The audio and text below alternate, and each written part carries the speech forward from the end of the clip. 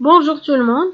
Aujourd'hui, nous allons apprendre à créer des exercices interactifs en utilisant le logiciel Hotpotatoes qui nous donne la possibilité de créer de manière intuitive 5 types d'exercices différents interactifs, puis de les publier au format HTML sur Internet. Il nous permet aussi d'obtenir différentes stratégies d'apprentissage et compétences chez l'apprenant. Aucune connaissance de programmation n'est nécessaire, quels que soient les exercices, vous pouvez ou bien vous devez entrer vos données, soit des textes, des questions ou bien des réponses, et le logiciel qui fonctionne sous JavaScript créera le code HTML. On va commencer par créer un exercice de type GQuiz.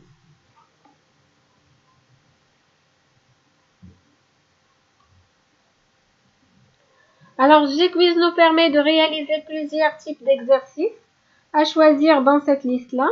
Premièrement, on a QCM qui nous permet de créer un questionnaire à choix type standard, pouvant inclure des commentaires, des images ou bien des éléments multimédia.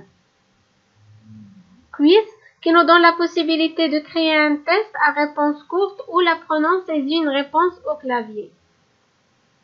Hybride qui nous donne la possibilité de créer un quiz où l'apprenant saisit une réponse au clavier, mais s'il n'y arrive pas directement, la question formulée au quiz est transformée en QCM. Finalement, on a multisélection qui nous permet de créer un QCM où plusieurs réponses doivent être validées afin que la réponse soit comptée comme correcte. Bien sûr, là, on a plusieurs champs vides à remplir. Premièrement, on a la barre qui indique le titre des questions. Après, on a la barre qui indique la question à poser.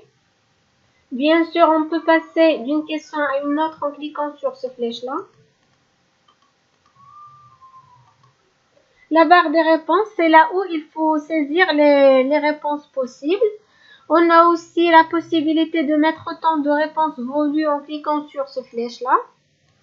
La barre des commentaires qui indique les commentaires qui seront donnés à l'apprenant une fois qu'il aura validé ses réponses. Et finalement, la barre des paramètres, c'est là où il faut cocher les bonnes réponses.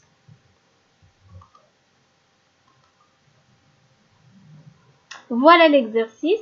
Maintenant, il faut cocher les bonnes réponses. Par exemple, la première et la quatrième. On a ici multi-sélection. Et maintenant, on peut créer la page web.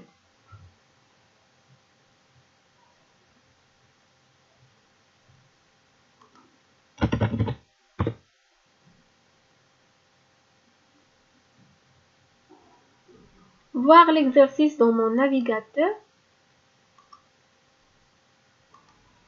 Voilà l'exercice. Alors maintenant, l'apprenant peut répondre à la question en cochant les bonnes réponses et en cliquant sur Check pour voir le résultat. Voilà le résultat.